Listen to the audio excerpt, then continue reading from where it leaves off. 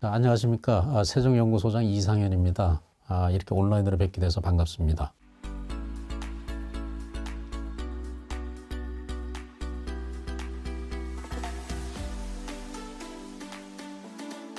자, 냉전은 끝났지만 남북한은 여전히 적대 관계 속에 있어요.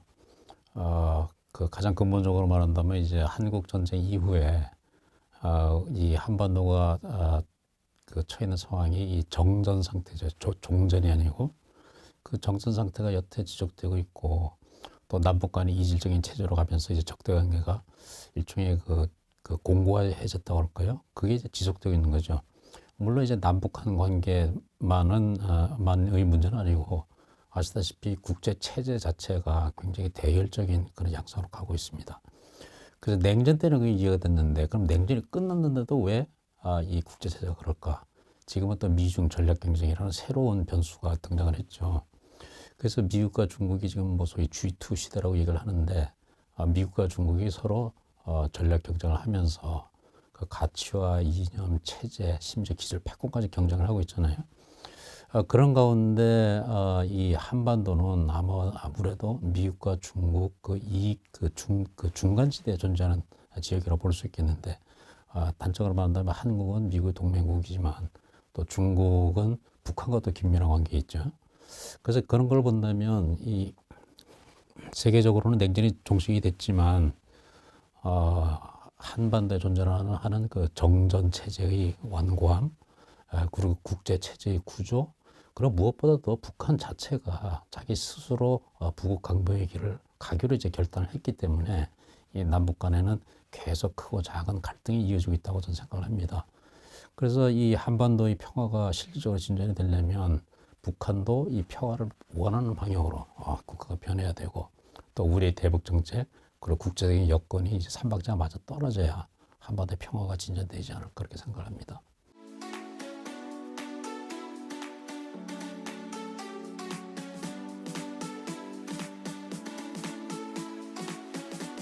종전선언은 말 그대로 한국 전쟁이 끝났다는 것을 공식적으로 남북한 또 주변 국가들이 확인하고 그것을 선포하는 그런 행위라고 볼 수 있겠습니다. 그렇게 종전선언이 되려면 실질적으로 한반도의 적대 관계가 해소가 되고, 또 북한 핵 문제도 해결되고, 이건 뭔가 진전이 있어야, 여건이 돼야 이제 가능하다고 생각을 하거든요. 그래서 사실 북한도 우리 정부가 이 종전선언 얘기를 꺼냈을 때 처음에는 뭐 좋은 정책에 대해 이렇게 긍정적인 반응을 보였지만, 실질적으로는 여러 가지 조건들을 붙였어요. 그 적대지 정책을 중단하고 한미 연합 훈련도 중단하고 또 제재를 해제하라. 그게 이제 북한의 기본 입장이거든요. 그리고 한미 간에도 지금 이견이 조금 보이는 게, 우리 정부는 이제 종전선언이 이 법적이고 정치적인 구속이 없는 그냥 정책 선언일 뿐이다, 이렇게 생각하는데, 미국은 이 북한이 종전선언을 좀 악용할 가능성, 다시 말해서 종전선언 이후에 이제 말 그대로 북한 돈을 빌리면, 자, 전쟁이 종식됐는데 왜 주한미군이 여기 존재해야 되느냐, 주한미군 철수해라. 그리고 남북 간의 적대 관계도 정전 상태가 끝났는데 왜 한미 동맹 관계가 유지돼서 자꾸 연합훈련을 하는가, 이런 식으로 나올 가능성을 우려를 하는 거죠. 그래서 이 종전 선언이 되려면 이건 남북한만의 선언에서는 될 문제는 아니고, 이 관련 당사국들, 특히 미국과 중국이 동의하는 그런 방식으로 종전 선언이 되는 것이 바람직하죠. 근데 현재까지 그것이 잘 안 되고 있습니다. 그 단적인 이유 중에 하나는 북한이 내걸고 있는 여러 가지 조건들, 그것이 지금 현실적으로 성취되기 어렵고, 또 미중 간에 진행되고 있는 전략 경쟁 때문에 미국과 중국이 이 한반도 문제로 협력할 유인이 별로 없어졌어요. 그렇기 때문에 우리가 종전선언을 아무리 그 한국 정부가 주장을 해도 주변국들이 별로 관심을 안 기울이고, 또 북한 자체도 별 호응이 없는 것이 바로 그런 이유입니다.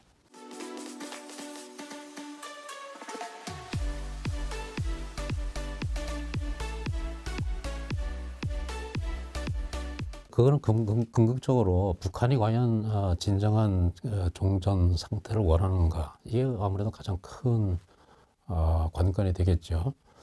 그리고 지금 그나마 북한의 호응을 얻어낼 수 있는 방법으로 지금 코로나19 때문에 아마 북한도 큰 경제적 또 보건 차원에서 어려움을 겪는 걸로 알고 있는데, 그런 지원을 통해서 인도적 지원을 통해서 북한을 뭐 대화로 끌어낼 수 있다면 다행이라고 생각을 합니다. 근데 지금 북한의 공식 정책은 코로나 확진자 제로, 사망자 제로. 그래서 국제 지원이 필요 없다. 그리고 문을 딱 걸어 잠근 이런 상태거든요. 그래서 사실 지금 상태로는 거의 백약이 그 효과가 없는 이런 상황이에요. 어쨌거나 종전선언에 대해서는 북한도 과거에 그것이 필요하다고 이제 인정한 바가 있기 때문에 우리 정부가 조금 어렵더라도 계속 북한을 설득하고, 그리고 특히 무엇보다도 중국, 미국 같은 이제 관련 당사국들을 설득하는 그런 노력을 병행해야 될 거라고 생각합니다.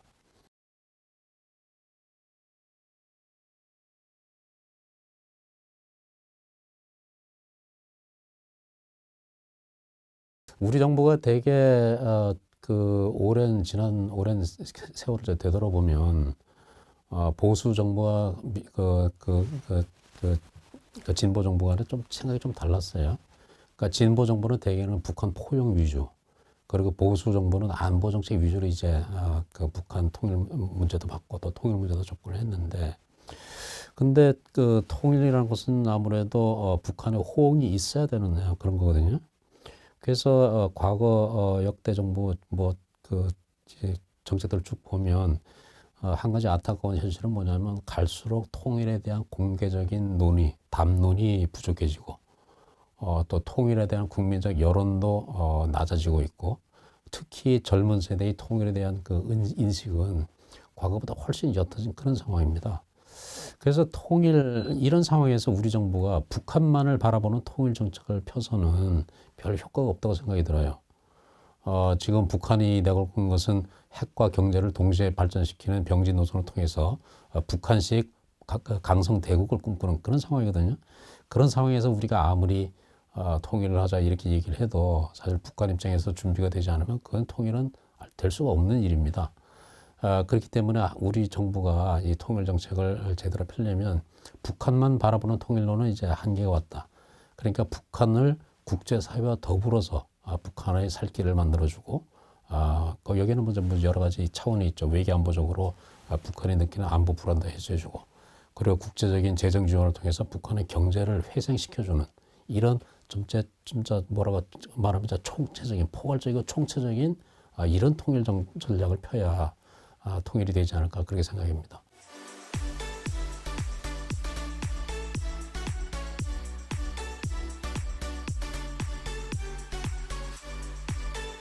정책의 진정성이라고 생각이 들어요. 그러니까 우리 정부가 특정 정당이나 정파의 이념이 아니고, 그리고 한국 국민 전체의 공감대, 진정한 통일 의지, 이거를 가지고 우리가 미국과 중국을 설득한다면 미국도 그렇고 중국도 그렇고 반대할 명분은 없을 거예요. 근데 통일이나 대북 정책에 대해서 우리 내부부터 지금 공감대가 없고 이견이 많은 상태 아니에요? 진보와 보수 정부 간에 상당히 이견이 존재하고, 또 우리 국민들도 통일에 대한 인식이 다 갈라져 있어요. 그리고 우리 내부부터 그 단합된 통일을 원하는 그 진정성, 이게 나오지 않으면 우리가 주변국들을 설득하기 상당히 어려워지는 거죠. 더구나 북한을 설득하기는 더 어려워진다 그렇게 생각합니다. 그래서 또 좋은 통일 정책이 되려면 결국 우리 내부의 공감대, 우리 민족이 진짜 한마음 한뜻으로 통일을 원하는가, 여기에 대한 공감대를 이뤄가는 것, 그것이 바로 통일 정책의 출발점이 되지 않나 그렇게 생각합니다.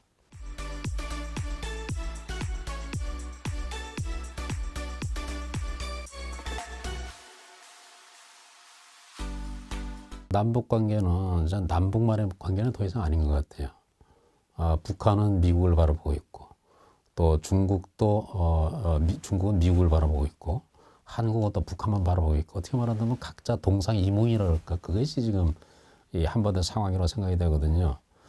그래서 차기 정부가 이 바람직한 대북 정책, 또 북핵 문제 해결, 통일까지 내다보려면 이제는 과거보다는 조금 차원 높은 포괄적인 전략적 마인드를 가져야 되지 않겠는가.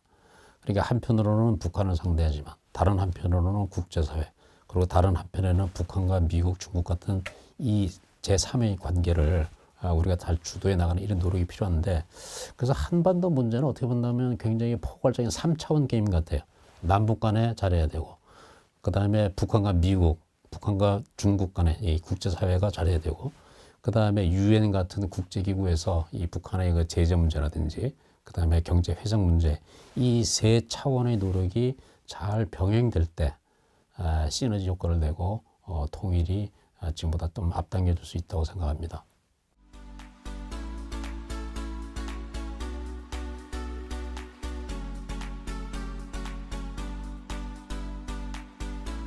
통일은 결국 남북한이 마음을 먹게 달리지 않나 그런 생각이 들어요. 그러니까 우리 민족이 말 그대로 우리 민족이 남과 북이 진정으로 통일을 원하고 또 평화적인 방식으로 통일되기를 원한다. 이렇게 만약 합의가 된다면 세계 그 누구도 그걸 막을 나라는 없을 거라고 생각이 들어요. 그래서 역시 통일로 가는 길은 일단 우리 내부의 공감대 그리고 남과 북이 진정한 그 통일에 대한 합의 이것이 이루어져야 이제 통일이 되는 것이죠. 그래서 그런 방향으로 가려면 지금보다는 우리 정부가 정책적인 노력도 더 해야 되고 또 주변국을 설득하는 노력도 더 해야 되고 그리고 당연한 얘기겠지만 남과 북의 관계를 개선하는 노력을 지금보다는 훨씬 더 강화해야 되지 않겠나 생각합니다.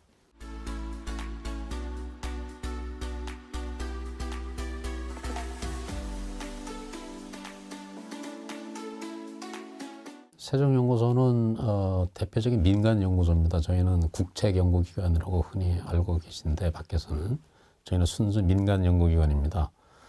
그런 만큼 어느 정파나 정당의 이념에 구애받지 않고 저희는 자유롭게 국가의 국익을 위해서 연구를 하는 그런 조직입니다. 그렇기 때문에 어찌 말한다면 가장 객관적이고 합리적인 정책 연구를 하는 기관이 이제 세종연구소라고 볼 수 있겠고요. 다만 한국에서 싱크탱크 중에 세종연구소처럼 이제 순수 민간 기관들은 아무래도 재정 여건이라든지 그리고 활동 범위에서 국책연구기관에 비해서 제약을 받을 수밖에 없는 상황입니다. 그래서 예를 들어서 미국이라든지 외국을 보면 민간 싱크탱크가 굉장히 활발한 활동하는데 또 한국은 어떻게 말하면 그런 싱크탱크가 자리를 내리기에 굉장히 척박한 토양인데, 그죠?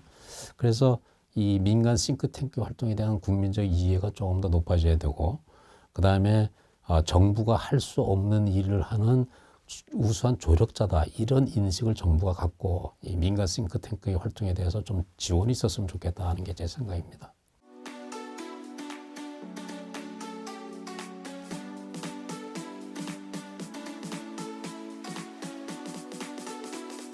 아무래도 지금은 코로나 국면이기 때문에 이 싱크탱크 활동이 굉장히 제약을 받고 있어요. 다만 최근에는 온라인 회의를 통해서 국제적인 활동 이게 서서히 이제 회복이 되고 있는 상황인데 아무래도 좀 어려운 시기에 제가 소장을 맡게 돼서 활동이 여의치 않다는 게 좀 아쉬운 점이고요. 그 다음에 보람된 거는 역시 소장으로서 이제 전체 연구 활동을 좀 조율하고 그리고 제 나름대로 생각하는 이제 세종연구소의 국제적 위상을 높이기 위한 그런 이제 구상들을 이제 연구하고 디자인하는 것 이게 아무래도 좀 저에게는 가장 보람찬 일이 아닌가 생각합니다.